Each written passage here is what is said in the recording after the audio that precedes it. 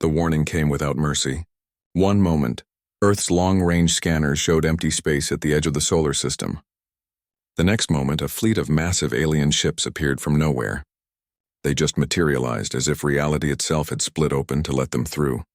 Commander Dae-jung stood in the command center, watching the screens with cold focus. He had trained for many situations, but not this. Nobody had. The fleet was enormous. Each ship was larger than anything humanity had ever built. There were hundreds of them, arranged in perfect formation waiting. "Sir, we're receiving a transmission," said a young officer, her voice shaking slightly. "Put it through," Dae-jung ordered. The main screen flickered. An alien face appeared. It was angular and cruel, with eyes that seemed to look through rather than at you. This was Counselor Vexthor, leader of the Galactic Council's enforcement fleet. "Humans of Earth." Vexthor's voice was translated into perfect English, but it carried a tone of absolute contempt. "You have been noticed by the Galactic Council. For 10,000 years we have maintained order among the stars. Every species must obey our laws. You are no exception." Dae-jung felt his jaw tighten, but he kept his face neutral. Around him, officers watched in stunned silence. "These are our terms," Vexthor continued.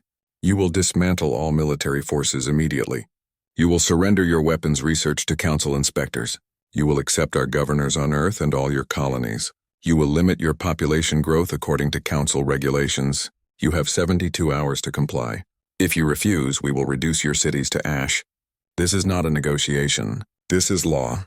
The screen went dark. For a long moment, nobody spoke. Then the command center erupted into chaos. Officers shouting questions, alarms blaring, communication channels lighting up as every government on Earth demanded answers. Dae-jung raised his hand. The room fell silent. "Get me Ambassador Tae-hyun, now." Within the hour, Earth's leaders gathered in an emergency session. The meeting room was filled with presidents, prime ministers, generals, and advisors. Everyone looked shaken. Ambassador Tae-hyun stood at the front, his usual calm demeanor strained. "I've attempted to open diplomatic channels," Tae-hyun explained.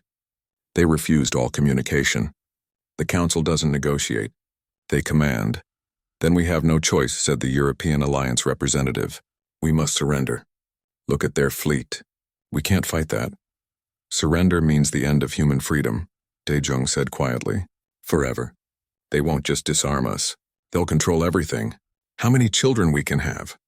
Where we can live. What we can learn. We'll become slaves in everything but name. Better slaves than dead," someone muttered. Dr. Hana Kim stepped forward. She was young for someone in her position.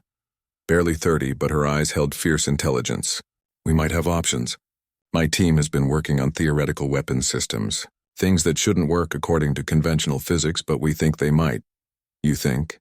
The Asian coalition general looked skeptical. "You want to bet humanity's survival on untested theories?" "I want to bet on human ingenuity," Hana replied. "The Council has been in power for thousands of years. They're arrogant. They think they know everything. But we're new. We think differently. That might be enough." The debate raged for hours. Some argued for immediate surrender. Others wanted to fight even if it meant certain death. A few suggested trying to evacuate Earth, though everyone knew there was nowhere to go that the Council couldn't reach. Finally, the vote came. It was close, terrifyingly close, but in the end, humanity chose defiance. Dae-jung was given full military authority. He immediately called his command staff together. Captain Ji-won Park was among them, a fighter pilot with a reputation for impossible maneuvers. She looked eager, almost excited despite the situation. "We need to move fast," Dae-jung told them. "Dr. Kim, how long to get your weapons online?" 48 hours if we skip safety testing," Hana said. "Skip it. Captain Park, I need your fighters ready for swarm tactics. We can't match their firepower, so we won't try. We'll be fast, unpredictable, and everywhere at once." Ji-won grinned. "Now you're speaking my language, Commander." Engineer Subin Kang spoke up. She was disheveled as always, her uniform wrinkled, but her eyes gleamed with manic energy. "I've been analyzing their ships from the scanner data.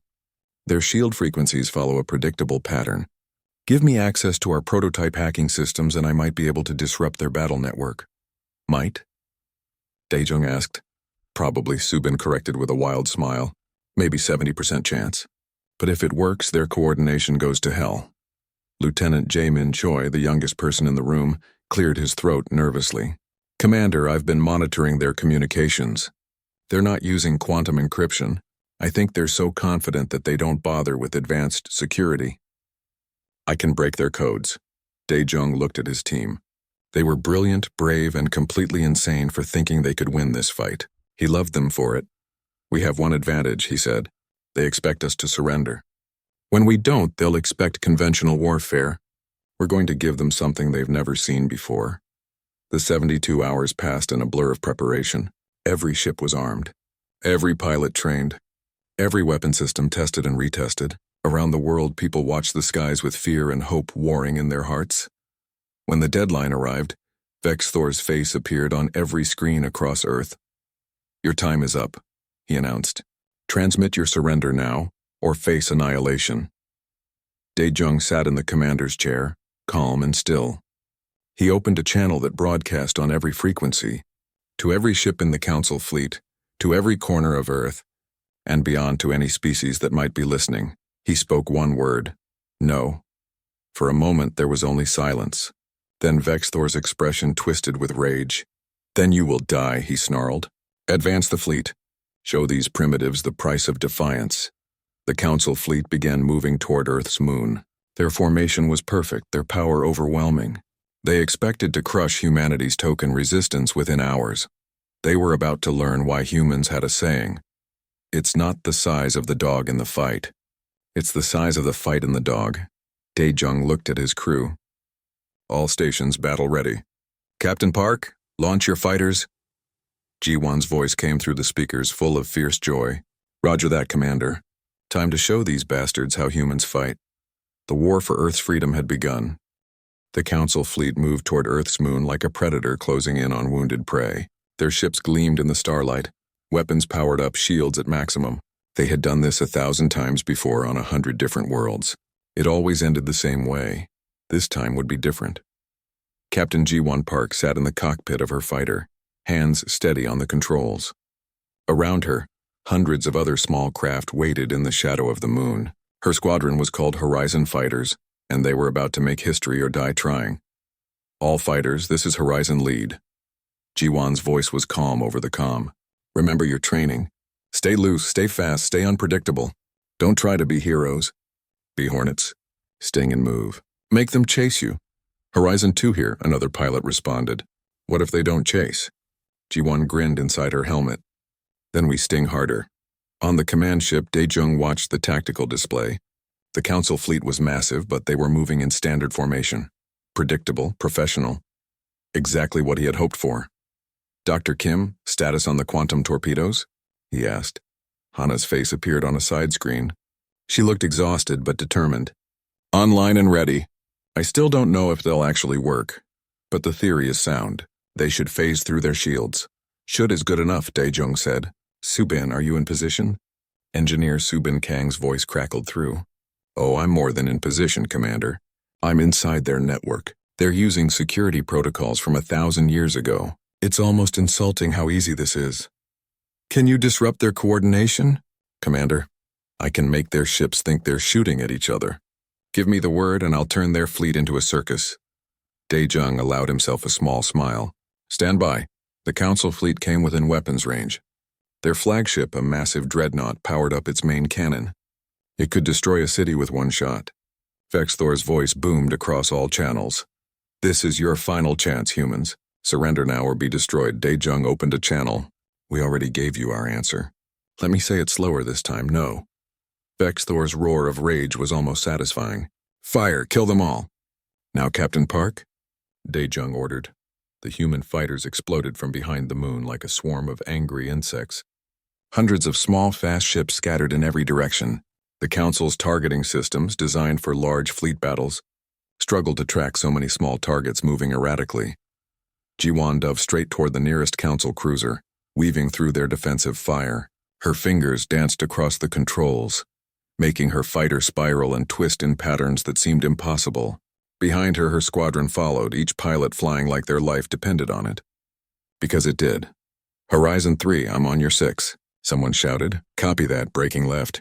The two fighters crossed paths so close their wings almost touched, and the enemy fire meant for one hit empty space instead. "Launch torpedoes," Dae-jung commanded.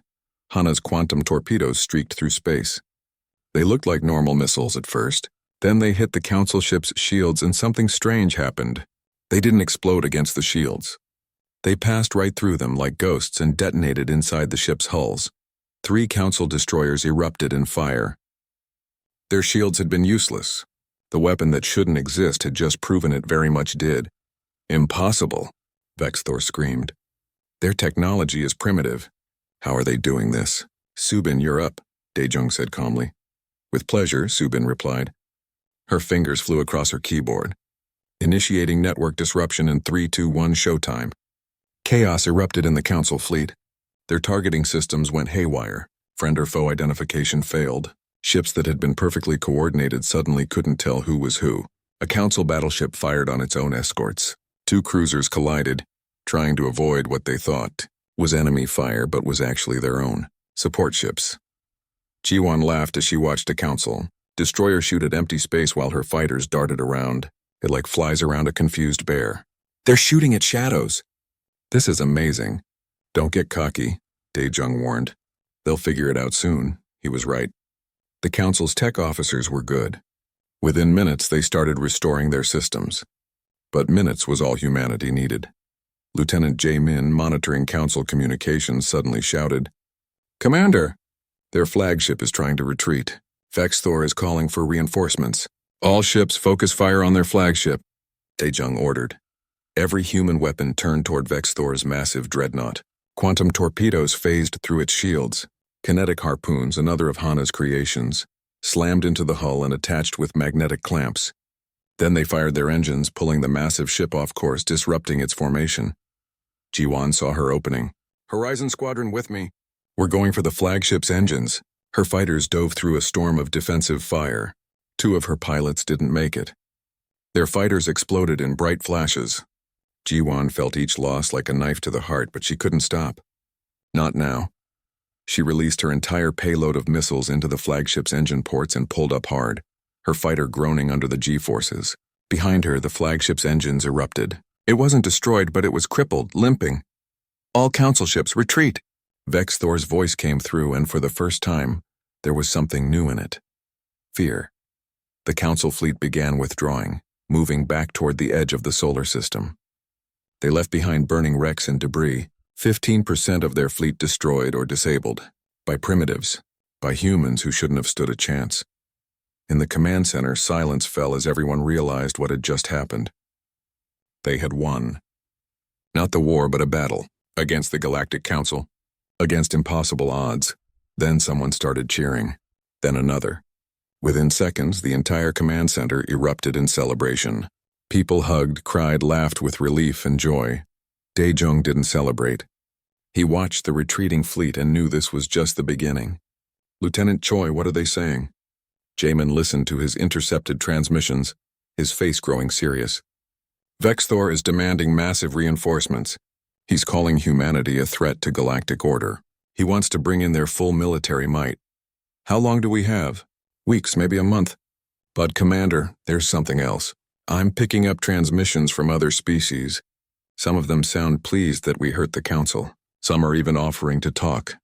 Ambassador Tae-hyun, who had been silently watching, spoke up. "Not everyone loves their council masters. We just proved the council can bleed. That changes everything." Dae-jung nodded slowly. "Then we don't just prepare for the next battle. We prepare to change the galaxy. Contact those species, Ambassador. Let's see who else is tired of bowing." Ji-won's fighter landed back on the carrier and she climbed out, exhausted but grinning. Her crew chief ran up. "Captain, you did it. You actually did it." Ji-won pulled off her helmet and looked up at the stars where the council fleet had been. "No," she said quietly. "We all did it. And we're just getting started." News of the battle spread across Earth within hours. In every city, people celebrated in the streets. Humanity had faced the empire of stars and made them retreat. It was a miracle. It was impossible. It was real. But in the quiet of the command center as the celebration died down, Dae-jung stood alone looking at star charts. The council had more ships, more weapons, more resources. This victory had bought time, nothing more, but time was something humans knew how to use. And if the Council thought this battle had been impressive, they hadn't seen anything yet. The war for freedom had truly begun. 3 months had passed since the Battle of Luna. The Council sent more ships, but Earth didn't fight them the way they expected. Daejung had learned an important lesson from history. When you can't win a straight fight, you don't fight straight. The war became something the Council had never experienced before. Humans didn't defend territory. They didn't form battle lines. They hit and ran, struck from nowhere, and vanished before the Council could respond. A Council supply convoy would be traveling through what they thought was safe space. Then human fighters would appear, destroy half the ships, and jump away before reinforcements arrived. A communication relay in Council territory would suddenly explode. A fuel depot that had stood for 1,000 years would erupt in flames. The Council couldn't protect everything, and humans seemed to know exactly where to strike. Lieutenant Jamin sat in his small office, surrounded by screens showing encrypted Council communications. He had become very good at breaking their codes. Too good. He now knew things about the Council that most Council members didn't know. "Commander, you need to see this," Jamin said over the comm. Daejung entered the office. He looked tired. Command was wearing on him. Every decision meant lives, and he felt the weight of each one. "What did you find?" Jamin pulled up a document on the main screen. "This is a Council technical archive. It describes a power generation system that could provide unlimited clean energy. The technology is simple enough that any species could build it, but the Council has been hiding it for over 1,000 years. Daejung leaned closer, reading. "Why would they hide this?" "Control," Jamin explained. "Right now, most species depend on fuel sources the Council controls. They have to buy it, trade for it, or do what the Council says to get it. If everyone had free energy, the Council would lose their main source of power." Daejung felt anger building in his chest. They've kept entire civilizations dependent and poor just to maintain control. "Yes, and if we can prove it, if we can show this to the galaxy, it might break the Council's hold over other species. Get this to Ambassador Taehyun immediately." Meanwhile, in a secret facility on Mars, Dr. Hana and Engineer Subin were working on something new. The room was filled with half-built machines and scattered tools. Hana looked exhausted but excited. "I think I've got it," Hana said, gesturing at a sleek ship design on the holographic display. "A stealth frigate with jump capabilities. We can appear anywhere in Council space, strike, and jump out before they know we're there." Subin grinned. "I've already modified the Council's own cloaking technology. They'll be looking right at us and won't see a thing. It's beautiful. How many can we build? With our current resources? Maybe 20, but 20 ghost ships are all we need to make the Council paranoid about every shadow." The first test of the ghost ships happened a week later. Captain Jiwon volunteered to pilot the lead ship. She had earned a reputation as humanity's most dangerous pilot, and she loved it.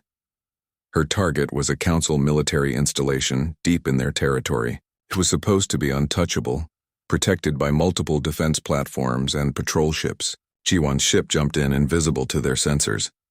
"This is too easy," she muttered, watching the Council ships patrol right past her. They had no idea she was there. She fired all weapons at once, targeting the installation's power core. The explosion lit up the system. Then she jumped away, appearing back near Earth before the Council even finished sounding the alarm. "Command, this is Horizon 1. Target destroyed. They never saw me coming." Over the next weeks, the ghost ships struck again and again. Council bases exploded. Supply lines collapsed. Communication networks went dark. The Council's military commanders started seeing enemies everywhere, even when there were none. Paranoia became humanity's best weapon, but the war was taking its toll on everyone. G1 lost 3 pilots in a raid that went wrong. They had jumped into a trap and not everyone made it out. She sat alone in her quarters afterward, staring at their photos. Daejung found her there. He didn't say anything at first, just sat down beside her. "I sent them in," Ji-won said quietly. "It's my fault." "No," Daejung replied. "It's the Council's fault. We're fighting for our right to exist. Your pilots knew that. They chose to fight. Doesn't make it easier. It's not supposed to be easy. The day it becomes easy is the day we've lost our humanity." Dr. Hana struggled with her own demons. She was creating weapons that killed people, not just council leaders but ordinary soldiers following orders. One night she found herself unable to sleep, thinking about all the deaths her inventions had caused. Subin found her in the lab at 3 in the morning, staring at nothing. Can't sleep either. Su-bin asked. I became a scientist to help people, Hana said. Now I'm the galaxy's most effective killer. Su-bin sat down. You're helping people. Our people. Every weapon you create keeps Earth free. That matters, does it? How many have died because of what I've built? How many would have died if you hadn't? The Council would have enslaved or destroyed humanity. You gave us a chance to fight back. That's not murder. That's survival. While the military campaign continued, Ambassador Tae-hyun was fighting a different war. He had been secretly meeting with representatives from other species, those who resented the Council's rule. The Vothari were the first to openly support humanity. They were a trading species who had suffered under Council economic policies for centuries. Next came the Kelnar, warriors who respected humanity's fighting spirit. Then others slowly, carefully began to show support. None of them could openly rebel. Not yet, but they provided intelligence, resources, and safe havens for human ships. They were building a coalition in secret, waiting for the right moment. Counselor Vexthor was becoming desperate. His military was being made to look foolish by primitives. Council member species were questioning his leadership. Worse, he was starting to lose control. In a private meeting with his top commanders, Vexthor made a terrible decision. We've been too gentle, he snarled.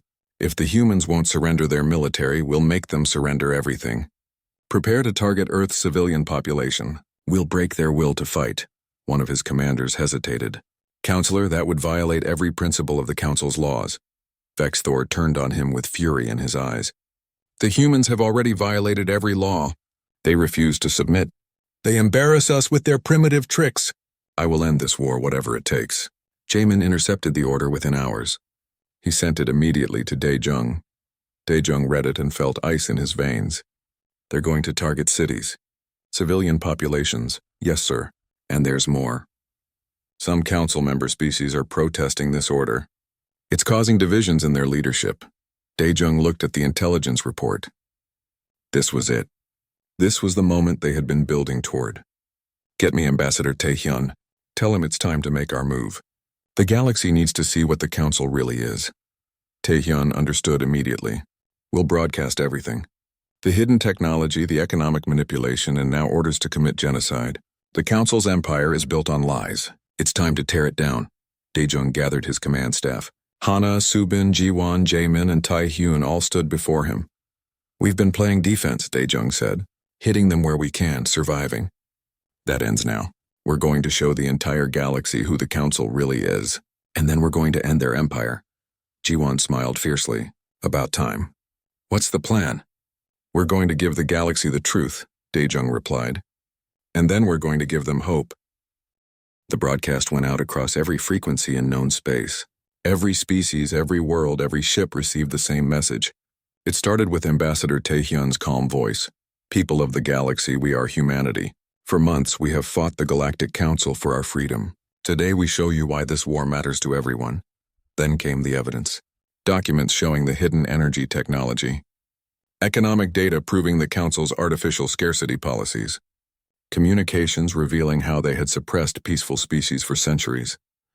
And finally, Vexthor's order to target Earth's civilian population. Dr. Hana appeared on screen, explaining the free energy technology in simple terms. This system could have lifted billions out of poverty. The Council hid it to maintain control. We're releasing the blueprints now. Build it, use it. Be free. The galaxy erupted. Within hours, protests began on Council-controlled worlds.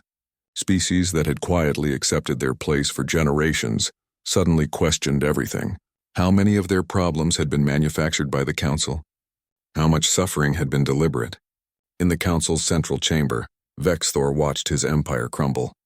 Member species were withdrawing their support. Entire fleets were refusing to fight. Some were openly joining humanity's cause. This is treason. Vexthor roared at his remaining loyal commanders. I will not let primitives destroy 10,000 years of order. Gather every ship still loyal to the Council. We attack Earth directly. If I must burn their world to ash, I will make an example that the galaxy will never forget. His commanders looked at each other nervously. This was madness. But Vexthor's rage left no room for argument. They would obey or be executed for treason themselves. Lieutenant Jamin detected the massive fleet movement within a day. Commander, they're coming. Everything Vexthor has left. It's heading straight for Earth. Daejung studied the tactical display. Even weakened, the Council fleet was enormous. Every ship humanity had might not be enough. How long? 3 days. Send a message to all our allies. Everyone who wants to see the Council fall. This is it. This is the moment. Stand with us or watch freedom die. The next 3 days were chaos. Earth prepared every defense. Every weapon, every ship, every soldier readied for the fight of their lives. Children were evacuated to underground shelters. Hospitals prepared for massive casualties. Everyone knew this might be humanity's last stand, but humanity wasn't alone. The Vothari arrived first, their trading ships retrofitted with weapons. Then came the Kelnar warriors, eager to prove themselves in battle. Dozens of other species sent ships, some large, some small, but all carrying the same message. They were done bowing to the Council. Captain Jiwon stood on the flight deck looking at the assembled fleet. Human ships, alien vessels of every design, all working together. It was beautiful and terrifying. Never thought I'd fly alongside aliens, one of her pilots said. Never thought we'd need to, Jiwon replied. But here we are. Let's show them what cooperation looks like. When Vexthor's fleet arrived at Earth, they found not a helpless planet but an armada. The Council forces still outnumbered the defenders, but not by as much as they had expected. Vexthor's face appeared on all channels, twisted with hate. Traitors. All of you. You dare stand against the Council? You will all burn. Daejung responded calmly. We're not traitors. We're free beings who refuse to be slaves. If you want Earth, you'll have to go through all of us. The battle began. It was like nothing the galaxy had ever seen. Thousands of ships clashing in Earth's orbit. Human fighters weaving through the chaos with their impossible maneuvers. Alien vessels using tactics the Council had never trained for. Dr. Hana's weapons tearing through Council shields. Engineer Subin had saved her best trick for this moment. She had built a massive electromagnetic pulse device hidden on Earth's moon. When the Council fleet moved into optimal position, she triggered it. The pulse swept through space, disrupting every electronic system in range. But here was the genius. Human and allied ships had been hardened against it. Council ships had not. For crucial minutes, dozens of Council vessels went dead in space, drifting helplessly. Now, Daejung ordered, hit them while they're vulnerable. The Allied fleet unleashed everything they had. Ships that had been protecting themselves moments ago became hunters. Council vessels that had seemed invincible exploded or went dark. Jiwon saw her opening. Vexthor's flagship was recovering from the pulse, its shields fluctuating. Horizon Squadron, we're going in, this is it. This is what we've been training for. Her squadron dove toward the flagship through a storm of fire. Ships exploded around her. She lost count of how many. But she couldn't stop. Not now. Not when they were this close. They breached the flagship's outer defenses. Jiwon's targeting system locked onto the bridge. She could see Vexthor through her scanner. Could imagine his face as he realized what was happening. For Earth, she whispered, and fired every weapon she had. The flagship's bridge exploded in a brilliant flash. The massive ship began to break apart, torn by internal explosions as its systems failed. Vexthor, the ancient counselor who had ruled through fear for centuries, died never understanding how primitives had defeated him. With their leader dead and their flagship destroyed, the Council fleet's coordination collapsed. Some ships tried to continue fighting. Others attempted to retreat. Many simply shut down their weapons and surrendered. The battle lasted another hour, but the outcome was clear. The Council's military power was broken. Their empire was finished.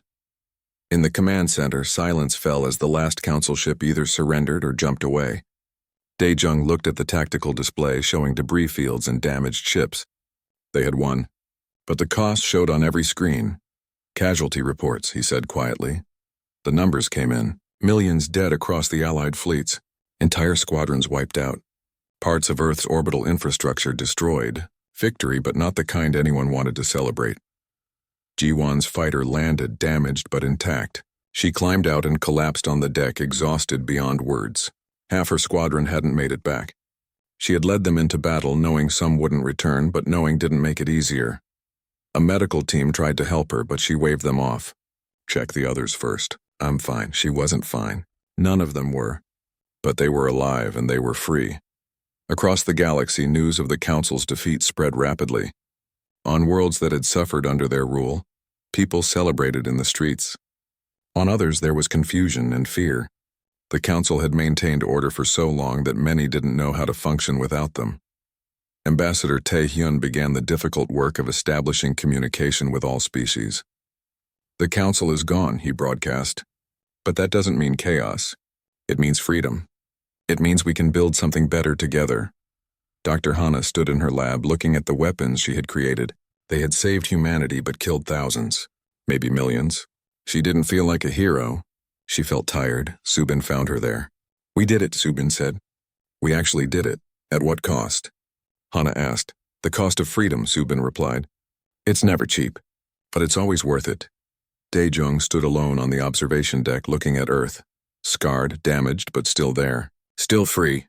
The war was over, but he knew the hard work was just beginning. Winning a war was one thing. Building a lasting peace was something else entirely, and humanity, along with their new allies, would have to figure out how to do it. But that was a problem for tomorrow. Tonight they could rest knowing they had done the impossible. They had stood against an empire of stars and won. 1 year after the Battle of Earth, the galaxy looked very different. The council was gone, dissolved by agreement of the species who had once bowed to it. In its place, something new was being built. Something imperfect and messy, but also something hopeful. Ambassador Tae-hyun stood at the podium in the newly constructed Federation Hall. Representatives from over 100 species filled the chamber. Some were former council members trying to rebuild their reputations. Others were newly freed people still learning what independence meant. All of them were trying to create something that had never existed before, a truly equal galactic government. "We face many challenges," Tae-hyun said. His voice carried across the hall and to billions watching across the stars. "Creating democracy on a galactic scale is not simple. We will argue. We will disagree. Some days progress will seem impossible. But we're doing something the council never allowed. We're talking to each other as equals." The delegates applauded. It wasn't a perfect system they were building. There were disputes over territory, arguments about trade, and concerns about security. But for the first time in 10,000 years, those disputes were being resolved through discussion rather than force. Dr. Hana Kim had traded her weapons lab for something different. She now led a team of scientists from dozens of species, all working together to implement the free energy technology across the galaxy. The work was transforming worlds that had struggled for centuries. She stood on a planet called Vraxis, watching as the first energy generator came online. The Vraxians had lived in poverty for generations, unable to afford the fuel the council sold. Now clean, unlimited power flowed through their cities. Lights came on in buildings that had been dark for years. Factories that had been silent roared to life. An elderly Vraxian approached Hana, tears in her eyes. "My children will grow up in a different world because of you." Hana shook her head gently. "Not because of me. Because people like you refused to accept that poverty was inevitable. This technology was hidden, but now it belongs to everyone." As she returned to her ship, Hana felt something she hadn't felt in a long time. Peace. Her hands had created weapons that ended lives. Now those same hands were helping to build futures. It didn't erase what she had done during the war, but it was a start. Commander Dae-jung had retired from military service. He returned to Earth, to a small house near where he had grown up. He spent his days writing, documenting the war so that future generations would understand what had happened and why. He taught at the military academy when they asked, training young officers in strategy and ethics. One evening, he sat on his porch watching the sunset. A young cadet, barely 20, approached nervously. "Sir, I hope I'm not disturbing you. I just wanted to ask about the war, about how you knew what to do." Dae-jung smiled. "I didn't. Half the time I was making it up as I went along. But I had good people around me. That's the real secret. No one person wins a war or builds a peace. It takes everyone working together. But you made the hard decisions. Someone had to. And I hope you never have to make the kinds of decisions I made. We fought so that your generation could live in a better galaxy. Don't waste it." Captain Jiwon Park had found a new purpose. She now led a joint species peacekeeping force, protecting shipping lanes and responding to emergencies across the galaxy. Her squadron included humans, Vathari, Kelnar, and a dozen other species. They called themselves the Horizon Guard, a name that honored those who had fallen. She was training new pilots when an emergency call came in. Pirates were attacking a civilian transport near the Kelnar homeworld. G1's force responded immediately, jumping to the location within minutes. The pirates scattered at the sight of the Horizon Guard. They knew better than to fight G1's squadron. She had a reputation that crossed species boundaries, but one pirate ship tried to run. G1 pursued, her flying as precise as ever. She disabled their engines with careful shots and forced them to surrender. No killing, no destruction beyond what was necessary. It was different from the war. Better. Horizon Lead, this is Kelnar 3, one of her pilots called. All civilians safe. Good work. Good work, everyone, G1 replied. She looked at her diverse squadron and felt pride. They had gone from fighting an empire to protecting everyone in it. That was progress. Engineer Subin Kang and Lieutenant Jae-min Choi had become partners in a different kind of mission. They traveled the galaxy, recovering technology the Council had hidden or hoarded. Medical advances that could cure diseases, agricultural techniques that could feed billions, educational tools that could spread knowledge. On a forgotten Council research station, they discovered something remarkable. A device that could translate any language instantly, making true communication possible between species who had never been able to talk before. They had this for centuries, Jamin said, shaking his head. Think how different things could have been if everyone could actually understand each other. Subin was already taking it apart, understanding how it worked. Well, they don't get to hide it anymore. Let's get these specs to every species in the Federation. Time to make sure everyone can talk to everyone. Not everything was perfect. Some former Council loyalists tried to sabotage the new order. Economic transitions were difficult. Species that had been enemies under the Council had to learn to trust each other. There were setbacks and disappointments, but slowly things improved. Trade flourished without Council restrictions. Scientific advancement accelerated as species shared knowledge freely. Art and culture flowed between worlds. The galaxy was becoming not just free, but connected in ways it never had been. On Earth, a memorial was built. It was a simple monument, a wall with names. Every human and alien who had died in the war was listed there.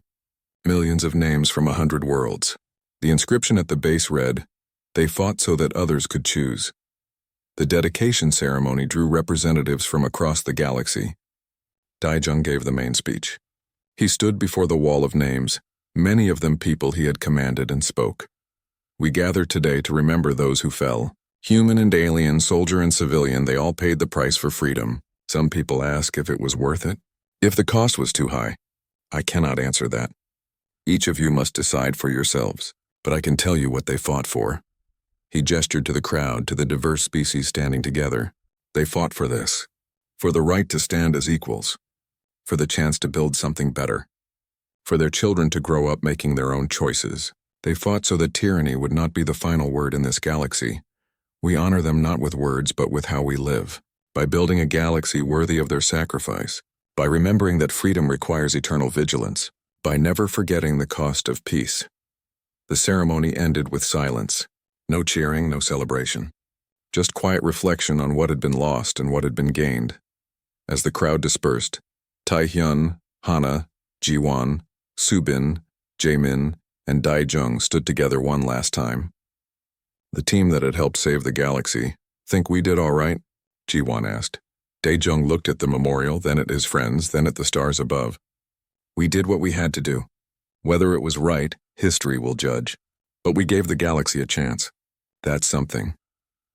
Far from Earth, in a classroom on the Vothari homeworld, a teacher stood before students of multiple species. Human children sat next to Vothari, next to Kelnar, all learning together. The teacher pulled up a hologram showing the war. Can anyone tell me why humanity was able to defeat the Council? A young human student raised her hand. Because we had better weapons? No, said a Kelnar student. Because they were better warriors? The teacher shook her head. Those helped. But the real reason was something else. Think about what made humanity different from the Council. A small Vothari child spoke up, his voice quiet but certain. They never stopped believing things could be better. Even when it seemed impossible, they kept trying. The teacher smiled. Exactly. The Council had power and technology and experience. But humanity had hope. And they shared that hope with everyone willing to accept it. That's what changed everything. The class looked at the hologram, studying the faces of those who had fought. Heroes and ordinary people who had done extraordinary things. The lesson ended, but its message remained. The galaxy was still young in its freedom. There would be more challenges, more struggles. But for the first time in thousands of years, those challenges would be faced by free people working together, and that made all the difference. High above Earth, a new station orbited. It served as the headquarters for the Galactic Federation. Ships from countless worlds came and went daily. Inside, delegates argued and compromised and slowly built the future. It wasn't perfect. It would never be perfect. But it was free and it was theirs, and that was enough. The age of empires was over. The age of cooperation had begun, and somewhere, perhaps watching from the stars, those who had sacrificed everything for this moment could finally rest, knowing their struggle had meant something. The galaxy belonged to everyone now, and that was exactly how it should be.